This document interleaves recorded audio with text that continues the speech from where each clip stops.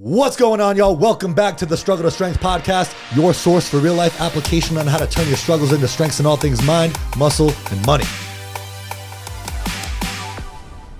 I was excited to talk to you because, reading your bio, Travis was, we were talking before the podcast about traditional Eastern versus Western medicine. And I feel like most people who are deep enough in the fitness industry, don't really love Western medicine.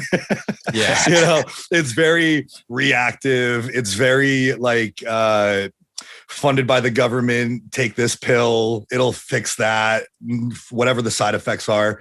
So I was really excited to talk to you because based on just the fact that you have traditional Chinese medicine philosophy integrated into your training and your nutrition and things like that, just having a harmony in all those pieces is kind of how I approach my clients. So it's cool to connect with someone on the literal other side of the world who shares that philosophy. No, it is so cool. And I think this is what technology is all about, right? Instead of just going on social media, looking at random posts, why don't we listen to each other's perspectives and kind of move on from there and take what's good for us, right? Yeah, of course. 100%. So, I guess today, what we mostly want to talk about is obviously your approach, the differences between traditional Eastern and Western medicine, how we can kind of take advantage of what traditionally you guys started doing. And the Western world was nah, we can't make enough money off that. Let's just make pills and shit. Essentially. Yeah, essentially, right? Let's be real. There's in the Western society, it's there's more money in treatment than there is in a cure. And I'm not really about that. So I would love to talk to you about that. I'd love to talk about just optimizing health and performance. I'd love to talk about your book. And is there anything that you specifically want to get across, get out to the world that you want to talk about? Well, not really. I think, Dynamic Balance, my book is predicated on the fact that, we looked into 3 different areas: your diet, the way you manage your emotions, and the way we should approach movement training. And so I think if we can just get the message across that different aspects of our lifestyle is actually intricately linked, and that it's actually impossible for us to just say, we're going to look at our diet without looking at our mental health or mental well-being. So As long as we get that across, I think for me, as long as we can educate the listeners in the most organic way possible, for me, I think that would be a win. Hell yeah, dude. And I'm really excited to dive into that because most people don't make those connections. Your gut health and your mental health are so closely related. So I would definitely like to dive into that as well. The gut's the second brain, right? Or it is the first brain. It is. Yeah. It is. Yeah. I think 80% of your serotonin is produced in your gut. So I'm give me more of that. Yeah. Yeah, for sure. For sure. Yeah. So yeah, man, I'm excited to dive in. I appreciate you coming on to talk to us and to kind of educate our listeners a little bit. Before we get into it, why don't you just take a moment to introduce yourself? Tell us who you are, where you're from. I know you spent some time in the States, so you're familiar with how things go over here and what you've been able to sort of learn from all of your travels and what brought you to where you are today. Yeah. Well, if you go on the internet today, you'll find an overwhelming amount of information on health and fitness. So with my background in with a master's in exercise science, my job is to help people deconstruct and to break down all these overwhelming information so that people essentially don't have to waste time doing things that don't actually help their health and performance, but actually in corporate practices that gets them to strive. And so I do personal training, I do group classes, I do workshops, and I do now webinars and corporate talks. So that's been exciting. Nice.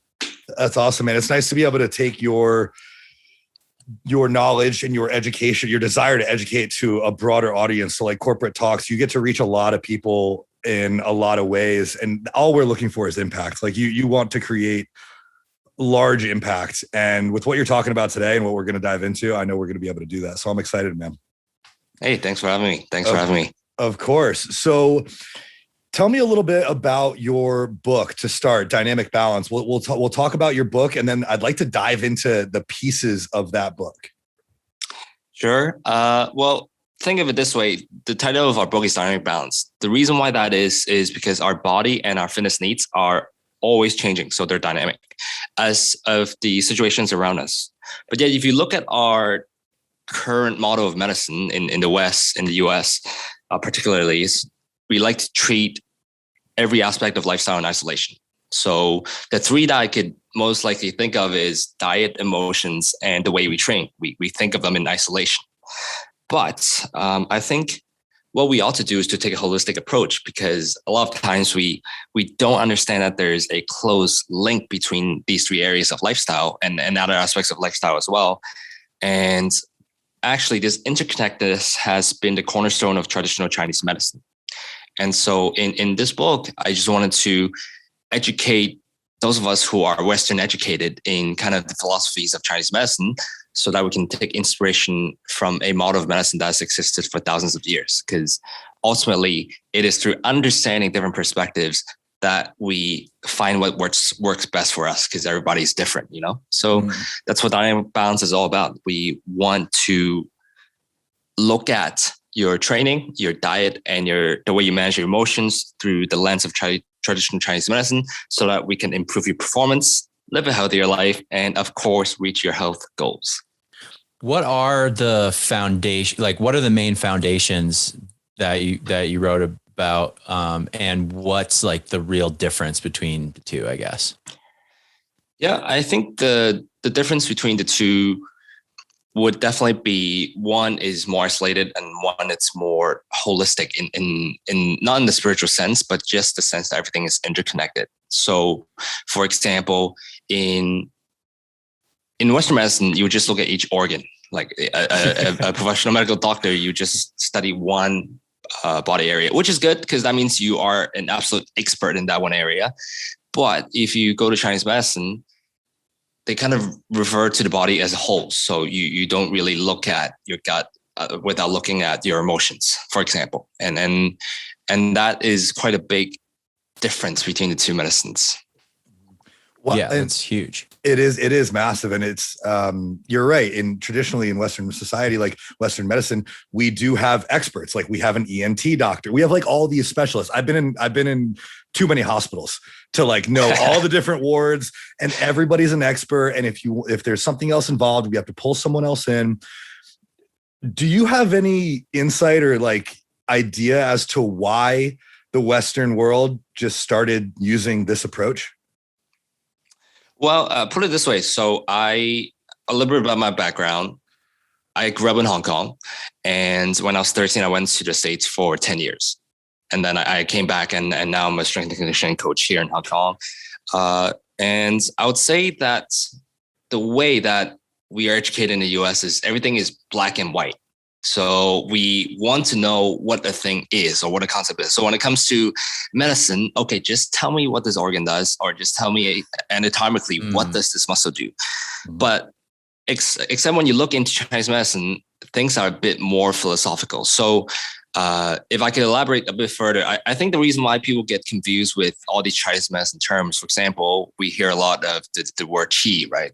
In the US, everyone has heard of this term.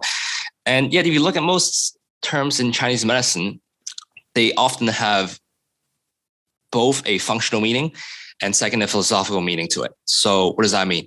Functionally, qi just means energy. So it's a currency in explaining energy like we do in the West via using ATP, right? We'll use ATP, but in Chinese medicine, they will use qi. Yet there's also a philosophical component, because we're referring to something that does not exist tangibly. So you can't look at qi. And so I think that's kind of the second part is where people get confused. But for me, it goes down to the fact that in the US and the West, we don't like ambiguity, and we like it when things are black and white. Yeah, that's almost like I feel like that's almost a podcast topic right there. Like the difference, like the difference that language can create into so many other things. Like just the way that our language is even structured is very specific. Yeah, I don't know. That's super interesting. Yeah, it is. And it is built on culture. So I think if you look at a book, if you read a book on a medicine that's from another place that is not the US, if the authors don't really explain the culture behind these language, then I think you're not really going to understand the point, because without understanding a place's culture, you're not going to understand where these terms came from. So yeah, you're absolutely right. That is super interesting. And you're right. I think in a traditional American and Western societies, there also comes down to this, like, we want an answer. Like, we want an answer. We want to know what's wrong. And doctors and healthcare, especially in Western medicine, it's like, it's like you said, black and white, ones and zeros. This is what's wrong. This is how we fix it for that one thing. But what happens when you fix it and there's a domino effect down the line, either because of the medication or because of some other variable that you didn't think of? Now there's another problem. So I agree. I think a holistic approach is much more sustainable, much more successful. But it's really interesting to hear. I guess I never quite thought of relating culture to the terminology being used. And that's why I think why a lot of Americans in particular don't understand traditional Chinese medicine or Eastern medicine, because we don't understand as generally, like, where those words come from and what they actually mean. Like, qi to me, and to I think a lot of Americans, like you said, it was just energy, but we think of like Tai Chi, right? Yeah. And not anything much deeper than that. We need an understanding culturally of where those words come from. Yeah, you're absolutely right. And when I came to the US, so let me tell you, growing up in Hong Kong, I had difficulty finding people explaining to me the tangible benefits of Chinese medicine, other than the fact that I had to drink herbal tea. You drink herbal tea to stay healthy. Like, what does this do to me? Oh, no, it's just good for you. All right. So, okay, fine. And then, so I kind of disregarded it just because I was misinformed, like we all do, right? If no one is able to explain to us what this was or what this theory is based upon, then we are likely to just disregard it. So then when I went to the US, well, things were really alternative, because then, qi was used all over the place. It was a mystical force, if you will. And then you go into the mall and you always find this dodgy massage store where there's the yin yang sign, and yin yang is a slang in the US. And so I think all these things, it just clouds the topic further.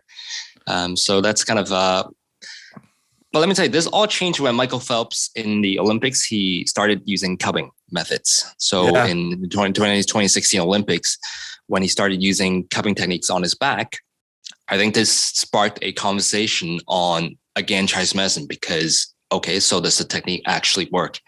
Which is fun to see, because that's kind of the turning point for me as well, to look back to my culture, if you will, because I'm deeply influenced by my US stay before this. Yeah, I'm really curious. Like, do you find that traditional Chinese medicine have things that sort of phase in and out of what is recommended? I mean, you mentioned like the herbal tea, and Travis and I, like growing up, our parents were like, drink milk, it'll make your bones strong, and like avoid salt. Salt's bad for you. Fat's bad for you. Carbs are bad for you. And like these phases come in and out. Does the same thing happen in traditional Chinese medicine too? Well, I think Chinese medicine, it boils down to a couple of simple principles, and that is that they always talk about changes. So if you think about, I like to draw parallels with the Western terms, just so we can better understand. If you think about homeostasis in the West, the self-regulating process that our body goes through so that we can fight against changes externally and internally, that's kind of what they're after as well in Chinese medicine. But the methods in getting there have always been quite clear, and that is we should just live according to our body conditions. So we should always just eat real food, and you want to eat fruit. You want to eat food with the right properties for your body constitution. And most likely that would just mean eating foods in season and eating foods that are around you and fresh. And paying attention, I imagine, to what those foods feel like. Like, as in America, we were like taught to drink milk because it's good for your bones. Bro, I'm lactose intolerant. It was not good for me, but everyone's like, drink milk, it's good for your bones. And it took a while for people to be like, hey, maybe I shouldn't drink milk. Like, it doesn't agree with me. It's being shoved down our throats. But it's interesting to hear that traditional Chinese medicine, it's like you really do just pay attention to your body and what it needs, rather than what everyone is telling everyone is good for everyone's body. Because if you try to appeal to everyone, you appeal to no one. You're right. And I think especially in the past, I would say in the past 5, 6, 7 years, we are starting to realize that even though foods can be broken down to, carbs, proteins, and fat, different meats, it actually lists the different ones from our body. So some people are starting to realize that you can't just assume pork and chicken are the same because they're protein, because that biomechanics or that biochemist approach perhaps is not the best for the human body, because we're not a machine after all. We all respond to different foods a bit differently. So I think that we're kind of merging the two principles, because I think, as you said, a lot of people in the West who are into health will realize that, well, all these supplements, they're meant to be supplements, but if you just kind of take a lot of them, it might not be good for you. Yeah. Everything with a balance, and everything should be to optimize the individual's health. So I'm curious, I know that you mentioned that you learned a lot about your stay in the States, and I'd really like to dive into the three main sections of your book, like the diet, the emotions, the movement and training. Just, I guess, to start with movement and training, I know that you mentioned that your stay in the United States has kind of shifted your philosophy on movement and training. Can you tell us a little bit about that?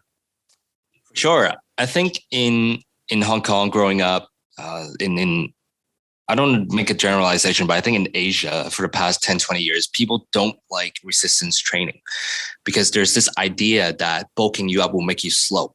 So the Japanese national soccer team, they were against training on machinery because they believe, or they thought that being jacked would mean that you're slow. Mm-hmm. And when I was in school, what I learned is that actually is dependent on how you train.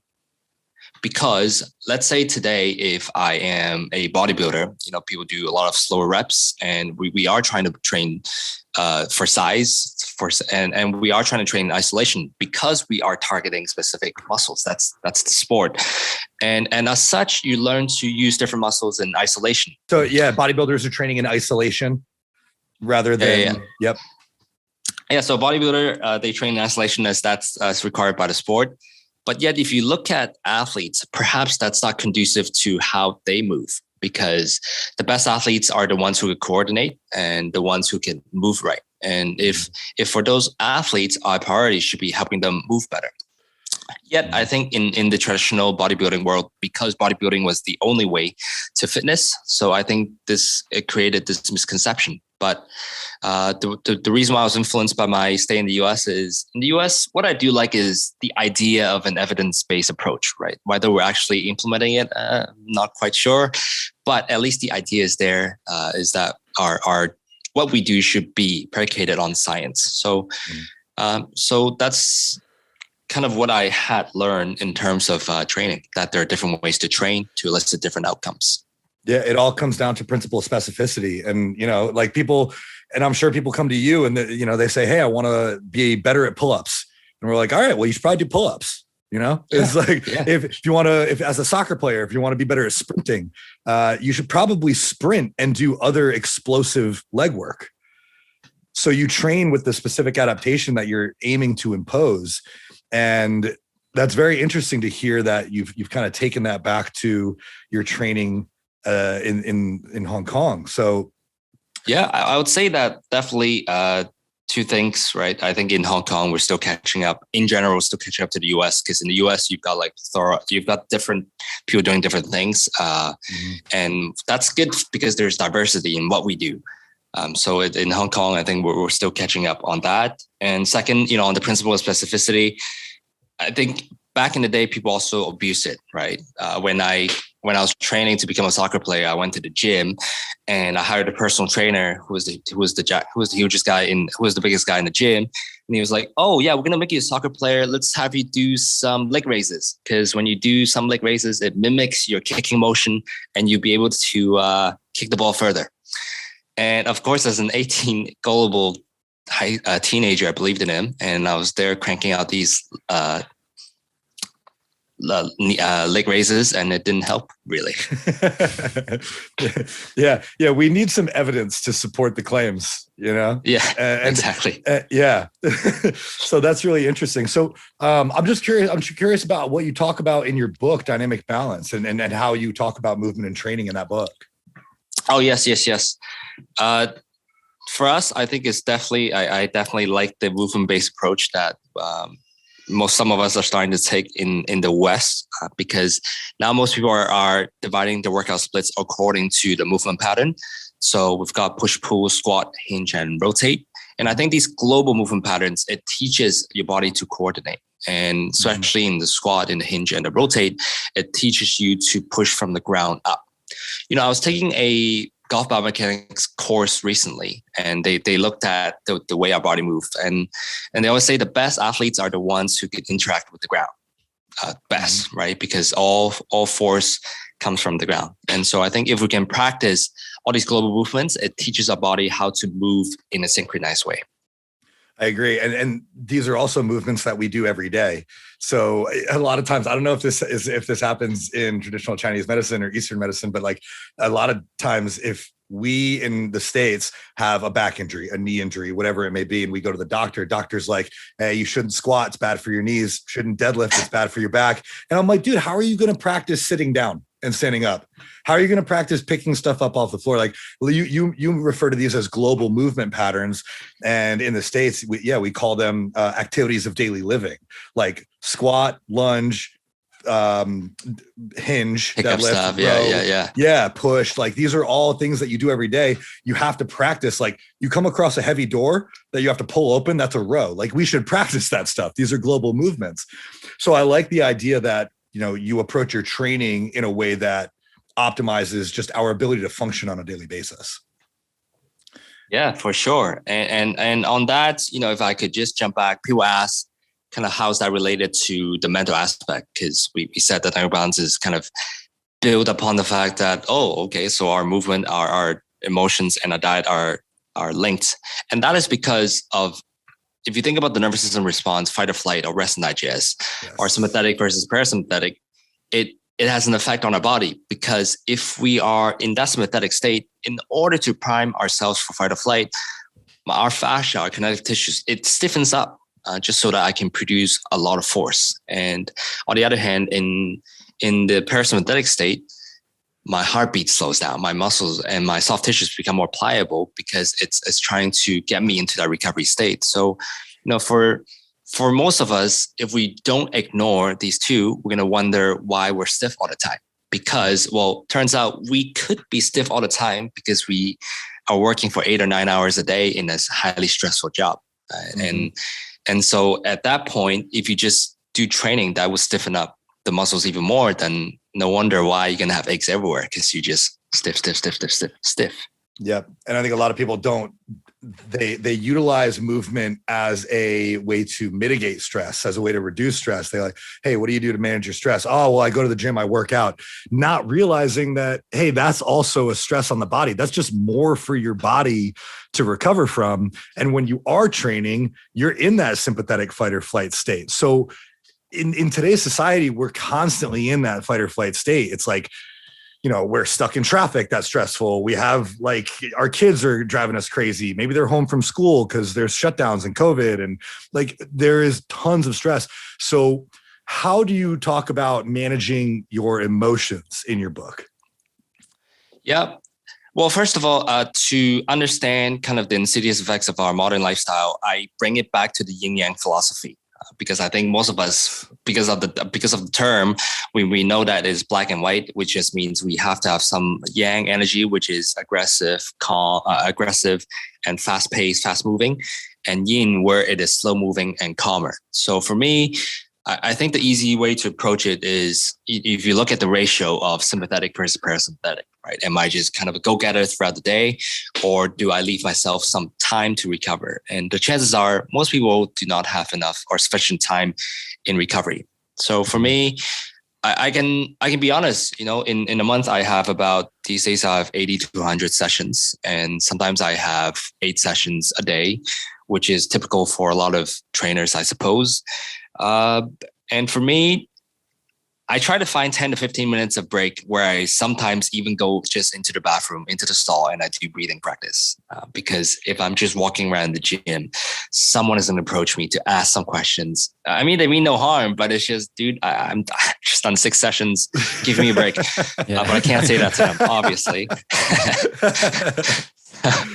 So you find a quiet place and you try to work on your breathing, because again, if we look at the association between our mental well-being and our body, my posture plays a significant role in how I perceive stress as well. Because if I'm in a hunchback posture, then it really will constrict the way I breathe into chest breathing, which elicits a sympathetic response. So I think the first thing that we have to do is to get into a nice open posture wherever you are. And then second, to manage your breathing, because that could kind of downregulate the nervous system, and it at least gives the body a chance to reset and rest. Yeah, I completely agree. And you can control so much from your breathing. I mean, if you can learn to control your breathing, then you can control your sympathetic and parasympathetic states, right? Like if you're constantly stressed, then your breathing is going to be faster. Your heartbeat's going to be faster. You're going to have more consistent time between heartbeats, as in your heart rate variability is going to be lower, and you're going to be in that stress state. But if you can just calm yourself down and remind your body that it's okay and that it's safe to breathe and relax, then your HRV goes up, your pulse comes down, you enter back into that parasympathetic state, and you can actually rest and digest for like once in your life. Yeah, exactly. Exactly. For the first time in forever. For the first time forever. And if that means you have to like go into a bathroom stall or a dark room or like lock yourself away somewhere just for a minute, then that's fine. But I think as adults in modern society, we're like afraid to do that. Travis, what are you gonna say? Yeah. What are some like tips for breathing? Like how do you go about doing it? So like you said, definitely get away from like the busy area of your work, even if that's like going into the bathroom stall and sitting there for, a few minutes. How do you go about, breathing? Like what is deep breathing? I've heard different things, like you want to breathe from your gut, but like, how do you go about doing it? Yeah, I realized breathing is one of those that you could have like a 10-hour workshop on it and still have still be arguing about the best way to breathe. Very similar to kind of the way that flexibility goes, right? In the fitness industry, people argue about what's the best type of stretches and so on. So for me, I have a few principles, and that is, first, when to do breathing. So in between sessions, and I also like to do breathing before a meal, because I realize most of us, we usually just rush to our meals. So while we're waiting for a meal, we might just go on social media just to harmlessly browse, but then it triggers our sympathetic nervous system because exactly. Yeah. So you post, you're stressed out. You have to respond to this fucker's on vacation and I'm working. yeah, exactly. Why am I working so hard? Yeah. And so definitely before meals and in between gaps of work, and even when I'm waiting for the elevator. So whenever I am just standing there, and if I have a chance to do nothing, I try to resist the temptation to do something. I think that's the most important part, because I think in modern society, we're taught that we have to be a go-getter, we have to be a dream chaser, which means we cannot waste time. And I think this great noble mindset ultimately causes us to upregulate so much. So first of all, we have to recognize that it is okay to embrace boredom. I think that's the first important point. Dude, that's a really important point. Especially like, not to interrupt, but especially, I don't know, in the States, dude, if you're waiting in line, everyone's on their phone. And if you're not, you feel kind of weird. What am I just sitting here like a psycho, not on my phone? I challenge you, like whoever, because it seems like you guys are all on this too. This is something that I do. Like anyone who's listening, I challenge you to, like, in those moments when you're in the bathroom is a big one. When you're waiting in line, like, don't go on your phone and just like see what happens. It's almost insane, because it's like, for me, I had like years of doing that, and this is something I've been doing recently, which is like, I don't go on my phone in the morning. Like, I put it away, and it feels amazing. And it's like, at first you're like, you feel like overwhelmed by like the boredom almost, but then when you kind of get used to it, it's crazy, like the places that your brain will go and the things that you will like decide and solve and figure out and put like a nail in, just automatically, like subconsciously, when you're not like pounding flashing lights and like stimulus into your mind from your phone. It's actually like, it's a really small thing, but it's like super powerful, I think. Yeah. Yeah, you're gonna feel so insecure when you first do it because you're like, whoa, everyone's looking at their phone, and you start looking at people's screens. You're like, oh gosh. So now I usually, so if I'm on the bus or if I'm in the subway, what I like to do is I hold on to the rail and I just stretch my lats and my pecs a little bit because for most people usually we are quite the muscle is quite short, so it's only going to help the posture if I improve my overhead mobility. So if you cannot stand boredom, find something else that could help your life instead of just reverting back.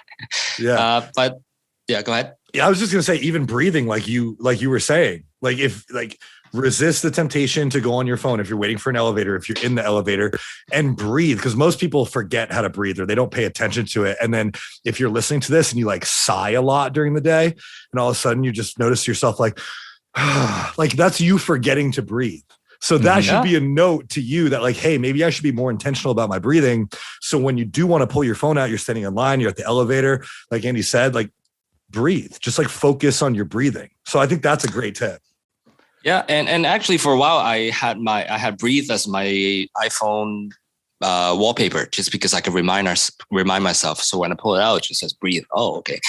And the way I approach breathing is quite fundamental. So I don't really go into the different aspects of breathing. For me, it's just I do some deep breaths through my nose. I definitely feel like my gut or my diaphragm is expanding. And that's kind of it for me, because I realize, well, I certainly haven't gone down that rabbit hole yet, because just from my schooling, I know that breathing could be a huge topic. But like anything else, I believe if we just stick to the fundamentals, okay, I'm just going to take deep breaths, maybe 4 seconds in and then 4 seconds out.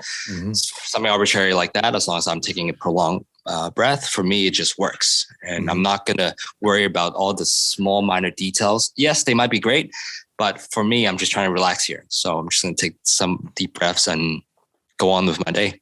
Yeah, I think finding a breathing technique that works and feels right for you as an individual is what's going to help you just breathe with a little bit more intention.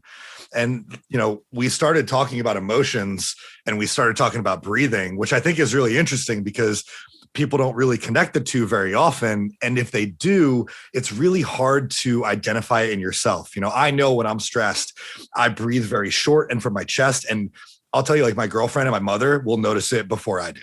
And they'll be like, Josh, you need to breathe. And I'm like, oh shit, you're right. Like, I'm not breathing. You're right. I have to You're breathe. dying. Yeah, I'm dying. Exactly. You're dying. Like, please breathe. So breathing is a great way to help manage your emotions in some capacity. And by that, we mean manage your response to stress, manage your sympathetic and parasympathetic states.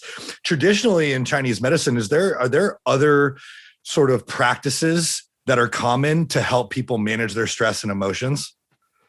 Yep, for sure. I think for most of the modalities that you commonly see, so the cupping, the acupuncture, the scraping, or the gua sha, and different types of massage, they're all meant for you to downregulate. And in fact, so I wrote Dining Balance with a Chinese medicine practitioner. She has a PhD in Chinese medicine. Her research was on acupuncture and mental health, because that's a big area within Chinese medicine now, especially in the whole world. In recent years, mental well-being, it's like the big topic. And so now they're seeing great results in downregulating a stress response through these techniques. That's really cool. That's interesting. And so utilizing acupuncture to stimulate parasympathetic activity, essentially. Yeah. And I'll tell you a funny story. Well, it is through looking at cupping that kind of sparked the idea of me writing a book and me looking back to Chinese medicine again. So in 2017, 16, I was doing my master's, and in there we had, in a statistics class, we had to pick a topic of interest. And for me, because of the Michael Phelps thing, I wanted to know, what is the efficacy of cupping? So does it really work? And so I looked into different research articles and different websites. And I found that there are two main perspectives when it comes to most of these Oriental modalities. One, the Western perspective, and second, obviously, the Chinese perspective.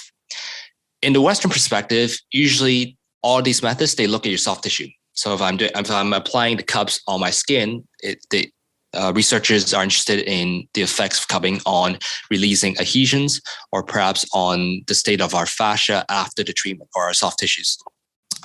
Yet, if you kind of look at Chinese medicine, that's kind of where things got mystical, because they use a subset of language. Again, it goes back to how we just didn't understand, because they would explain to you your qi, your blood, and how your 5 elements and your yin yang should balance. And that's where it sparked the idea, because I grew up in Hong Kong and spent 10 years in the States. And for me, I just wanted to turn that website off, because it just made no sense to me, let alone the athletic population who would genuinely be interested in finding out more about these methodologies. So it is through cupping, or through studying cupping, that this dynamic balance idea came about.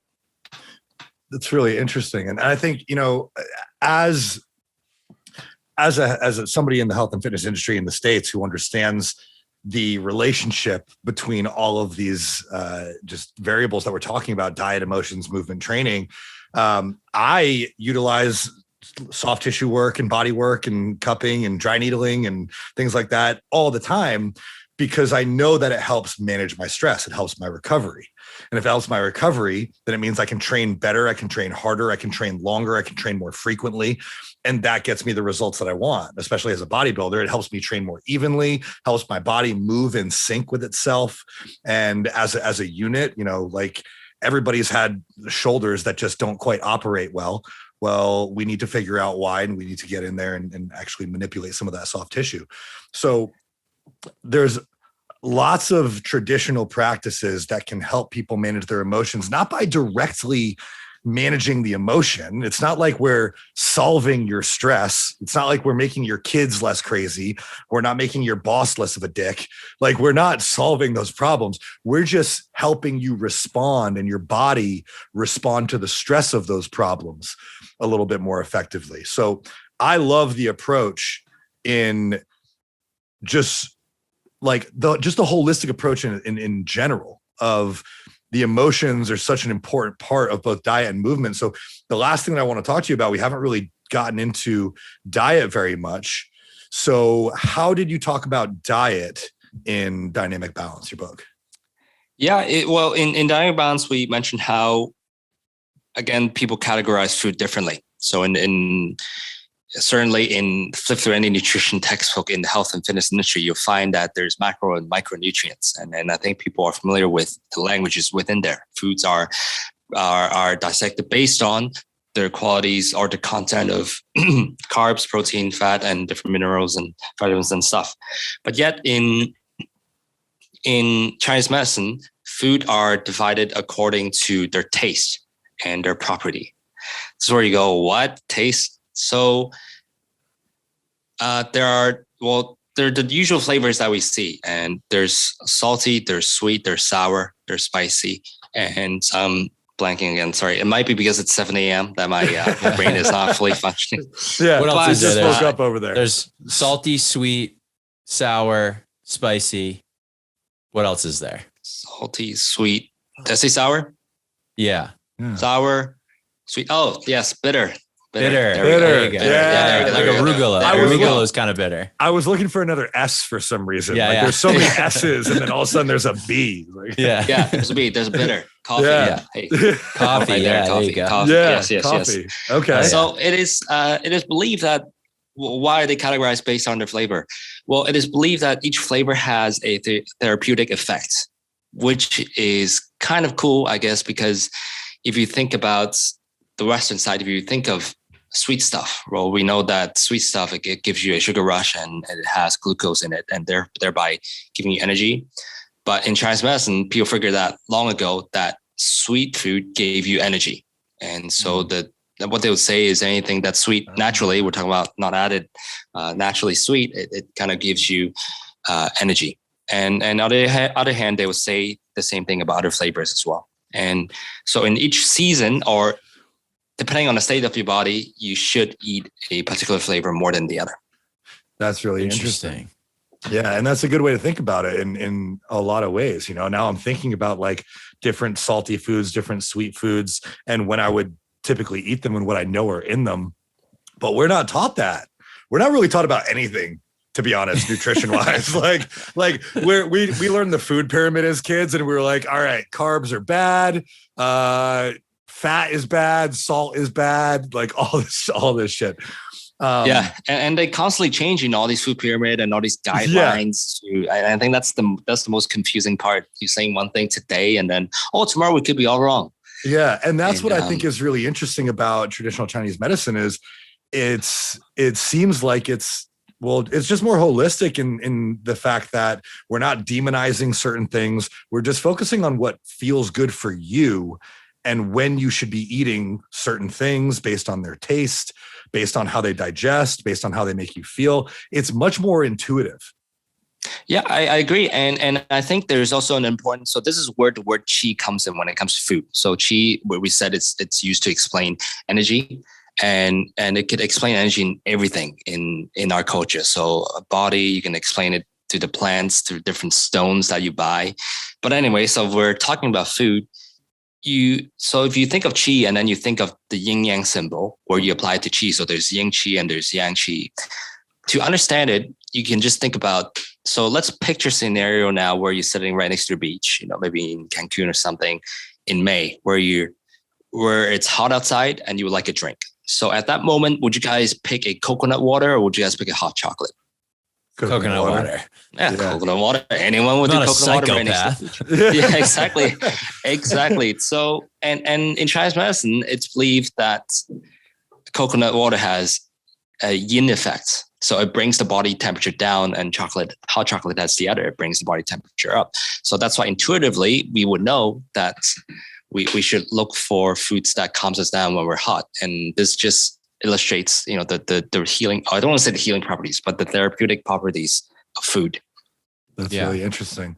It seems like traditional Chinese medicine and really just Eastern medicine and Asian population in general are much more intuitive and pay much closer attention to how they move, how they eat, how they manage their emotions, like everything that you talk about in your book.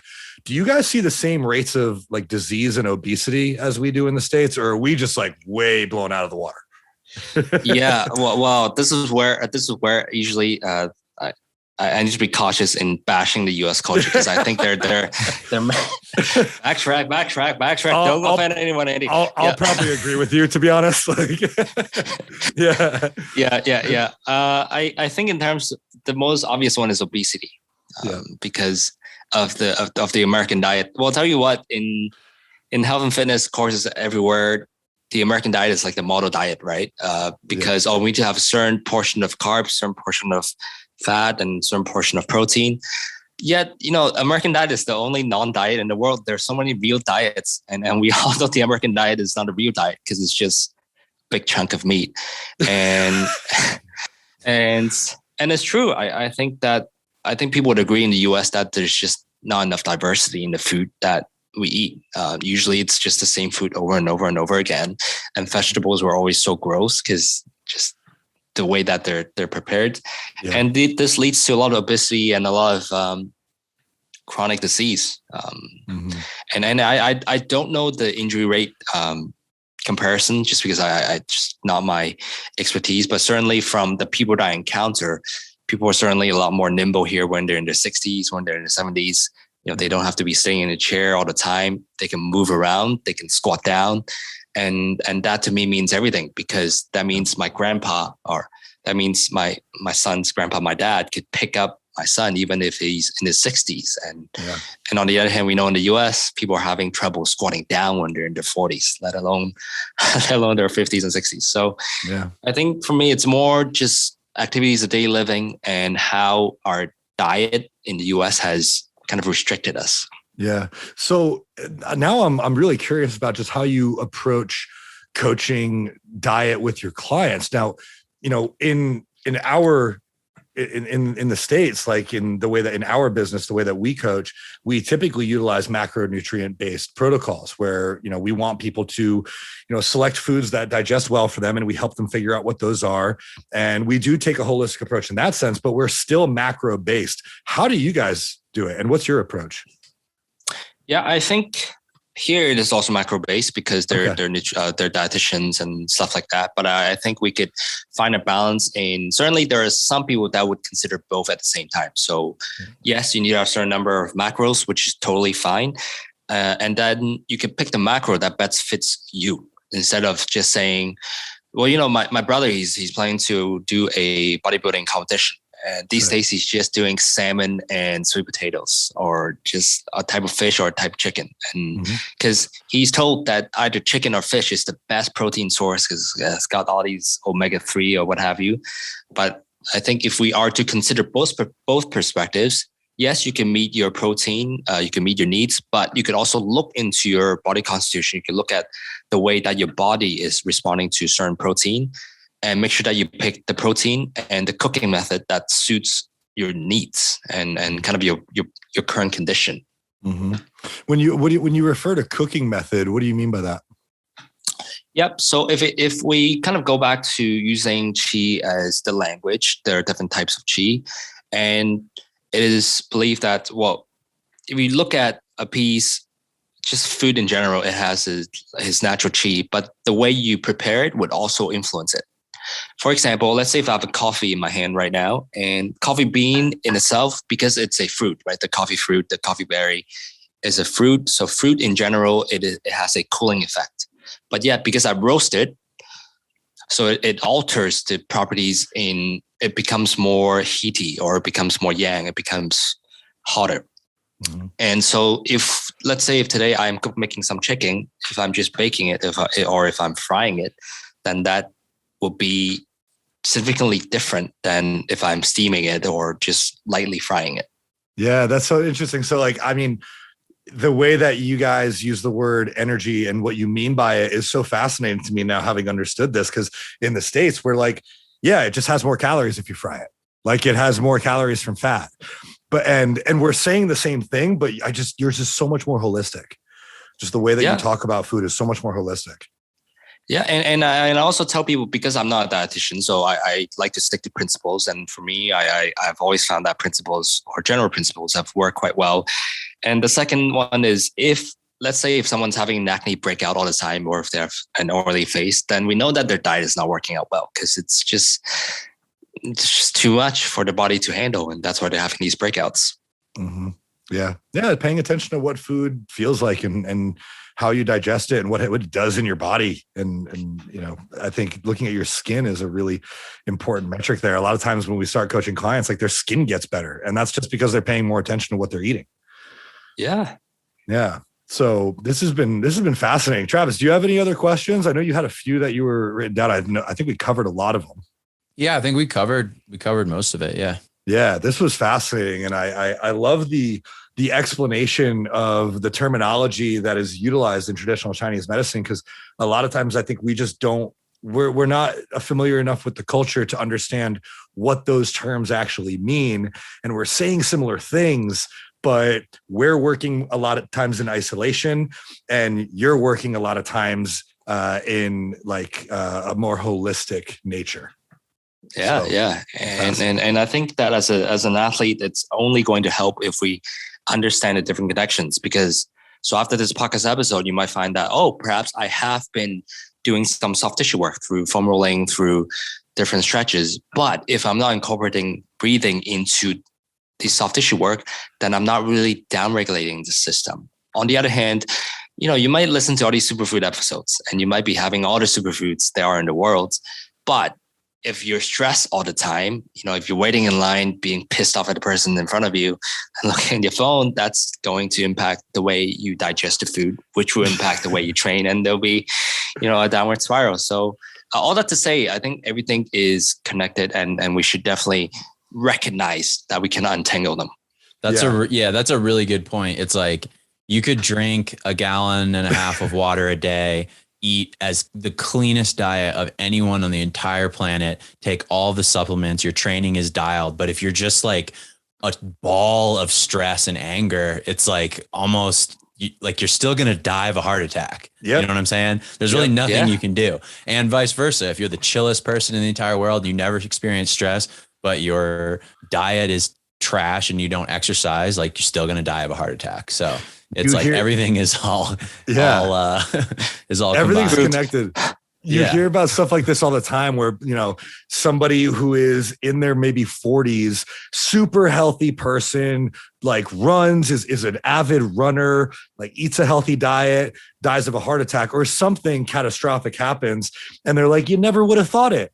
And like, there's something there.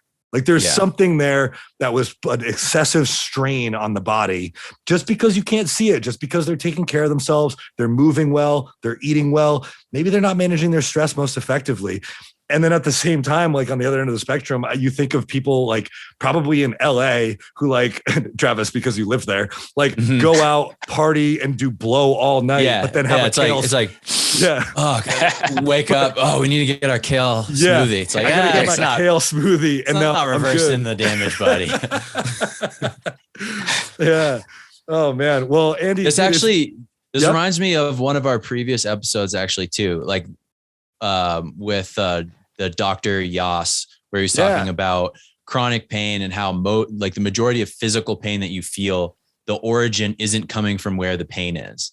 So most people, they have like back pain and they go to a doctor. The doctor scans their back. They see an issue in the in one of their vertebrae, and then they like fuse it or they do surgery or something because everyone's got issues in their vertebrae, but they're not correlating and then they get out of surgery and the pain's still there because they're not correlating the fact that like, yes, there was a damage to your vertebrae, but that had nothing to do with the back pain, which is caused from a terrible muscular imbalance from sitting all the time. And this guy's a legit doctor and he's been doing this for 30 years and he has cured a ton of people with basically like getting their body to function correctly. And this is in a way exactly what you're saying, which is like, if you're having digestion issues, it's like, yeah, you could get your gut dialed, but like, maybe that's not where the digestion issues are coming from. Maybe it's a stress thing because you hate your job or whatever. Yeah. It's your emotions. Mm-hmm. So yeah, I mean, that's a huge kind of epiphany. Yeah. This is stuff that I try to get across to our clients nonstop, like our clients and everybody on social media. Like this is exactly what we talk about, this holistic approach to health and fitness, where we're not just paying attention to your macros, your meal plan and your training, but like your sleep, your hunger, your recovery, your energy, your digestion, your stress, your internal health, your fasted blood glucose. Like we need to take a functional, holistic approach. So it has been super cool to talk to you, Andy, about just how this has sort of originated from traditional Chinese medicine. And I really hope that it continues to take the world by storm because it is like the human body requires holistic health. It requires a holistic approach. So I love that you've had the experience of living in the States and in Hong Kong and learning a lot from both of those experiences. And I appreciate you coming on to talk about it, man. I know that our listeners are going to want to know where they can find you and where they can learn more, follow you. But so I guess right now, if you wanted to leave our listeners with just some words of advice, some final words of wisdom, and give yourself the plug, tell us where we can find you and learn more about you, that would be great. Yeah, I would say that we went over a lot in this podcast episodes, and if you're someone who literally had no idea what we talked about, or who might be overwhelmed, know that it all begins with simple steps. And this health and fitness, although we say that there are multiple things to look out for, at the end of the day, if you just live according to how you're supposed to live, you're going to be healthy. And I think we should all be in the search for the most natural way of living, because then that's what we're designed to do as humans. Mm-hmm. And of course, you can read up different books on health and fitness to kind of help yourself pack on some knowledge. And one of those great books is Dynamic Balance that I co-wrote. And Dynamic Balance can be found on all major platforms, all major bookstores, and you can get a copy there. And if you want to connect with me on social media, my Instagram is Tsz Chiu Andy, so TSZCHIU Andy. And if you want to shoot me a message, just go from there. Awesome, man. I love it. And I highly recommend everybody who's listening, go check out Andy's book. If you're at all interested in what we talked about today, or if you just know about myself and the muscle building method and kind of how we operate, this is directly in line with our approach. And so I, for one, am very interested, but I highly recommend anybody who's listening, like check out Andy's book, give him a follow on Instagram. And I thank you all for tuning in to another episode of the Struggle to Strength podcast. We will see y'all next week.